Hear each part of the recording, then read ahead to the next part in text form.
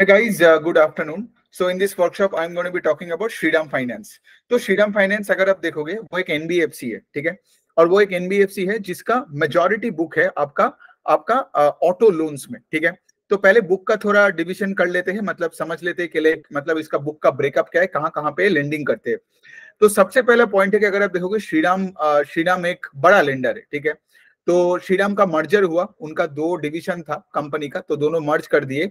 और अभी आप देखोगे एक एंटिटी के अंदर उन्होंने क्या किया, अपना अपना auto loans, MSME, personal loans, ठीक है, फिर गोल्ड लोन्स, फिर उनका एक सब्सिडियरी है जो जो होम लोन्स देते हैं, सबको इकट्ठा करके एक एक वन अम्ब्रेला में ला दिया है, ठीक है।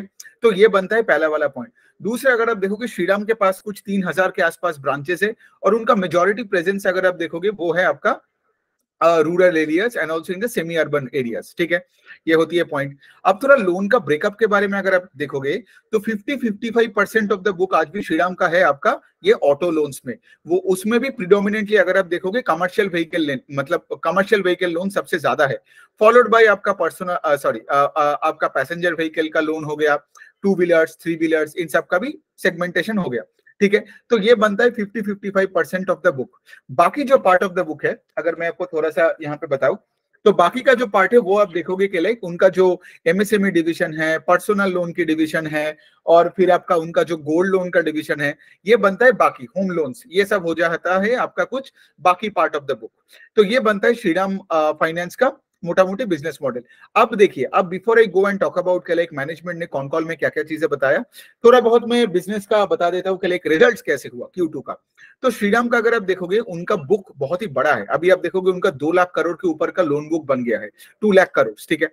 और वो भी बुक भी कुछ अप्रोक्सीमेटली 20% से ग्रो किया YOY in Q2, which is pretty nice.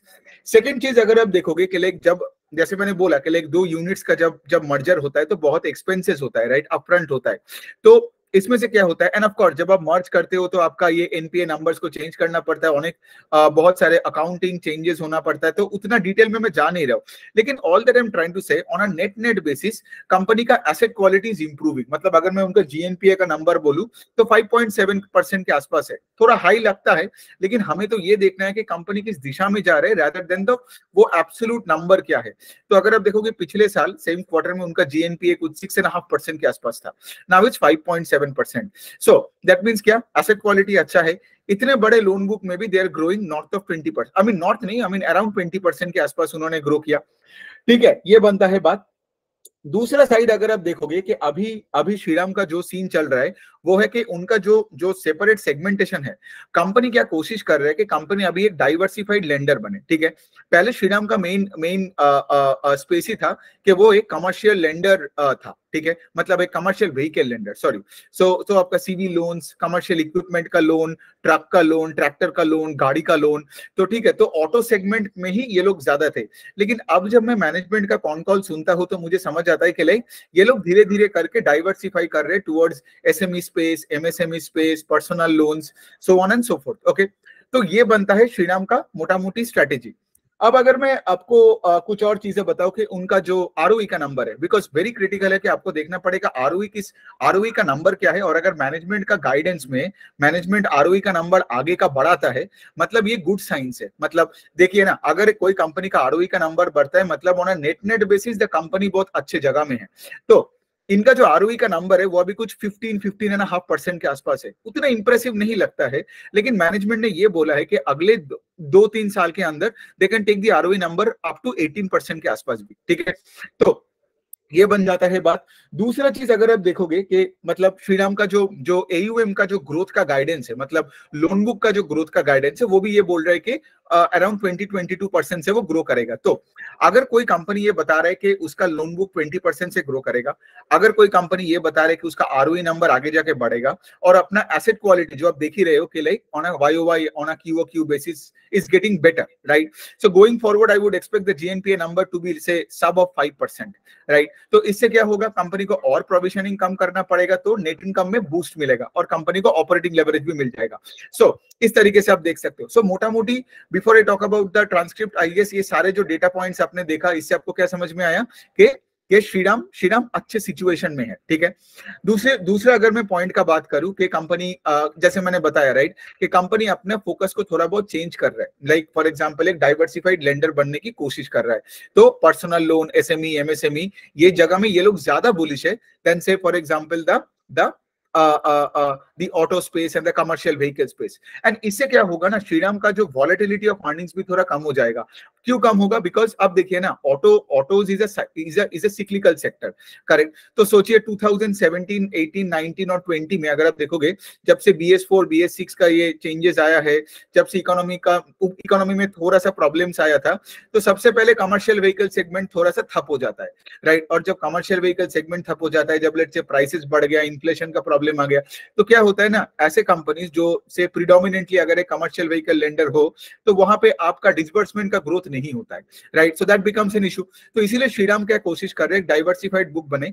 It's not that they are shifting their focus away from the whole commercial vehicle space, but all that I'm trying to say is कि like now they want to become a diversified lender।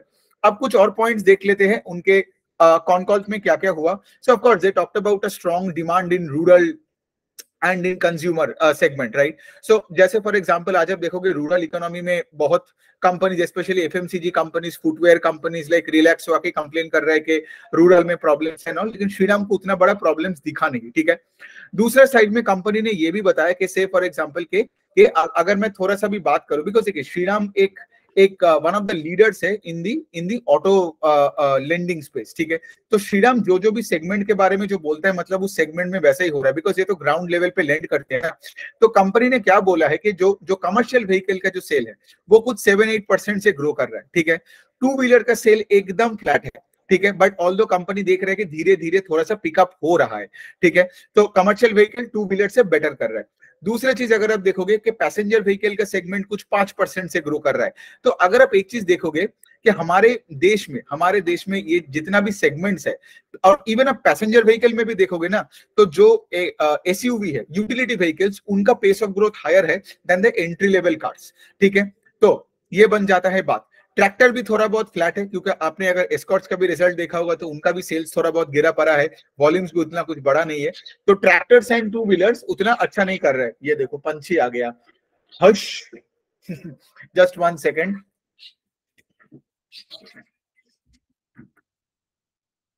या चलो पंछी भगा दिया मैंने, okay now I am back. तो अभी यहाँ पे अगर आप देखोगे श्रीराम बेसिकली यहाँ पे क्या कर रहा है, तो ये डिजिटल टेक्नोलॉजी पे बहुत फोकस कर रहा है। ये अपना एक ऐप बना रहा है, ये आई गेस पेटीएम के साथ भी कुछ एक टाई अप किया है, ठीक है, जो वो कुछ कॉन कॉल में बता रहा था। मतलब अभी एकदम नेशन स्टेज में है। तो I guess what they want to do is के लाइक श्रीराम के पास आज they have the underwriting risk taking ability है, right, उसका underwriting skills है। पेटीएम के पास क्या है, आपका नेटवर्क है। पेटीएम के पास आपका आप देखोगे क्रॉस सेलिंग एबिलिटी है। So if Shriram and Paytm मिल गया तो ये क्या होगा, Shriram can lend out to more and more people and they can cross sell at a faster pace। तो ये बन जाता है बात। कंपनी अपना सुपर ऐप भी लॉन्च किया रिसेंटली, ये हो गया। अच्छा, दूसरा चीज ये है कि अगर हम थोड़ा सा श्रीराम का सब्सिडियरी के बारे में बात करें कि उनका जो हाउसिंग फाइनेंस का बुक है ना, द हाउसिंग फाइनेंस का बुक छोटी सी है, आई थिंक 8-10 हजार करोड़ की होगी, ठीक है। तो that is like 4-5% of the total book, but this book is growing at a very fast pace. तो श्रीराम ऐसे अफोर्डेबल हाउसिंग में जा रहा है, तो that is another space where they are going and that book is growing around 50-60% अगर आप disbursal का देखोगे on a YOY basis. So basically अब थोड़ा और, जैसे मैंने बताया ओवरऑल बुक का गाइडेंस कितना है, 20%।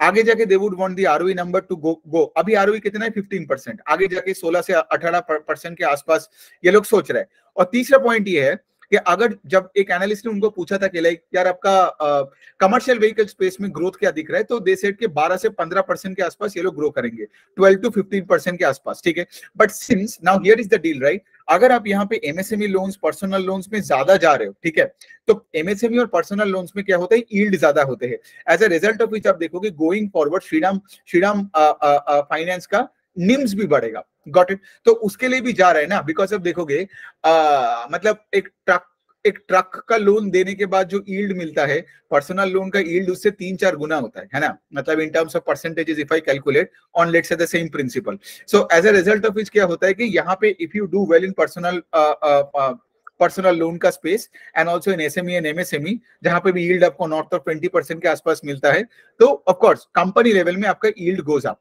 ठीक है। अब दूसरे पॉइंट आता है यहाँ पे, जब मैं इतने बार पर्सनल लोन का बात किया तो एक सवाल आता ही है ना कि लाइक अभी जो आरबीआई का जो सर्कुलर आया कि लाइक श्रीराम और सारे फिनेंशियल्स पे आया कि लाइक ये जो सब 50,000 रुपीज का कैटेगरी का जो पर्सनल लोन का जो डिवीजन है वो पूरा प्रेशर में है एंड ऑल दैट। तो श्रीराम को ऑफकोर्स ये पूछा गया कि लाइक आप तो बहुत एग्रेसिवली अपना पर्सनल लोन बुक को बढ़ा रहे हो, राइट, इसमें प्रेशर आ रहा है कि नहीं। तो कंपनी ने वही बोला कि देखो, कंपनी ये बोलता है कि हम ऐसे बाहर से रैंडमली कस्टमर को उठा के पर्सनल लोन नहीं देते हैं, ठीक है, ये अपने एग्जिस्टिंग कस्टमर्स को ही लोन देते हैं जो एटलीस्ट एक साइकिल कंपनी के साथ टिक चुका है। सोचो अगर श्रीराम का कोई एक टू व्हीलर कस्टमर, जिनको एक टू व्हीलर लेंड किया, वो कस्टमर ने पूरा उसका किस्ता लेके पूरा प्रिंसिपल और इंटरेस्ट चुकाया, राइट, तो कस्टमर का और भी डेटा, कस्टमर का बिहेवियर श्रीराम को पता चल गया, plus customer well behaviour customer था, बिकॉज नहीं तो वो टाइमली इंटरेस्ट नहीं पे करता।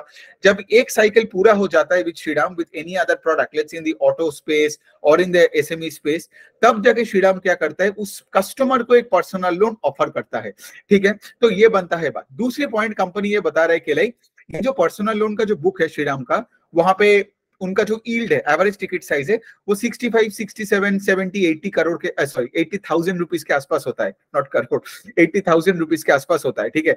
तो ये एक हायर टिकट साइज आइटम है, not the less than not the sub 50,000 rupees category जिसपे आरबीआई ने रेड फ्लैग किया।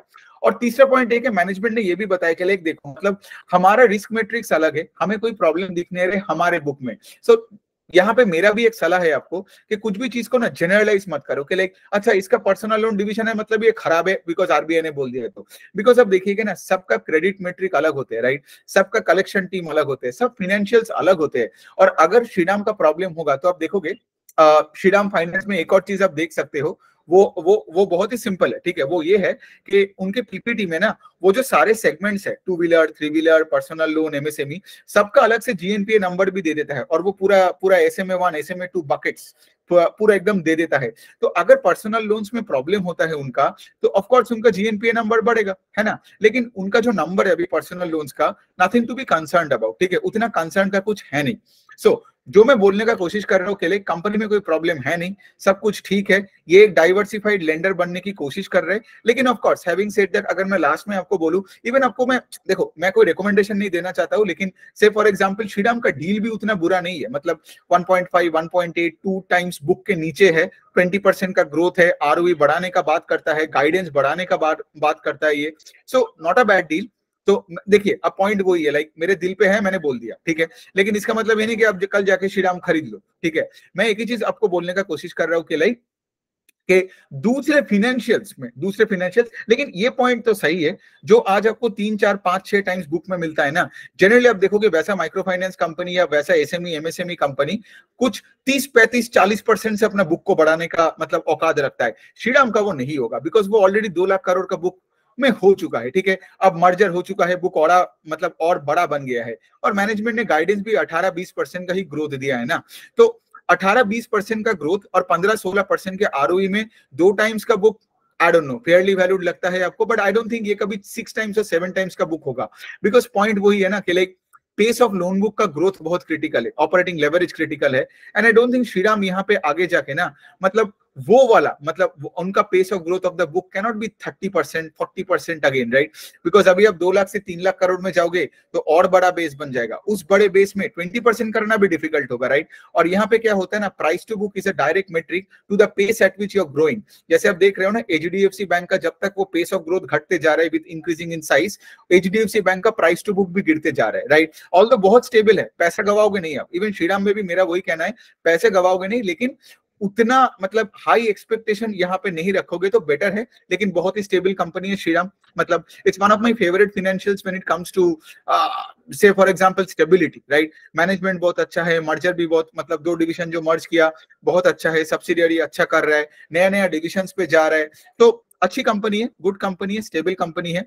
बस यही है, अब तो Q3 का रिजल्ट देखनी है कि लाइक जो कंपनी ने प्रॉमिस किया अपना आरओई का number, because I now need the ROE का number to start inching up towards that 16-17% के आसपास। एंड ऑफ कोर्स लाइक उन्होंने जो बोला 20% का लोन बुक का ग्रोथ, अब ऑफ कोर्स मैनेजमेंट ने ये बोला, अब मुझे आगे देखना है कि डिलीवर क्या करती है, राइट। अब ऑफ कोर्स एक और लास्ट पॉइंट है कि like H2 will always be better than H1 for Shriram, because इनका कमर्शियल व्हीकल का segment will do better in H2, because I have kept repeating this again and again के like अगर आपका एक सीबी का book हो वो H2 में H1 से बेटर करता है, राइट। क्यों? बिकॉज H1 में मॉनसून होता है, राइट। H1 में आपका एग्रीकल्चरल जो इनकम है उसका भी सीजनैलिटी होता है। सो H2 में क्या है, इंफ्रास्ट्रक्चर, कंस्ट्रक्शन, एग्रीकल्चर, माइक्रो, इसलिए आप देखोगे ना ये सारी चीजें जब अच्छा होता है तो माइक्रो फाइनेंस सेगमेंट बहुत अच्छा करता है, सीबी सेगमेंट बहुत अच्छी करती है। तो यही बनता है श्रीराम का एनालिसिस। कोई क्वेश्चन हुआ तो मुझे आप कमेंट सेक्शन में लिखो। Thank you.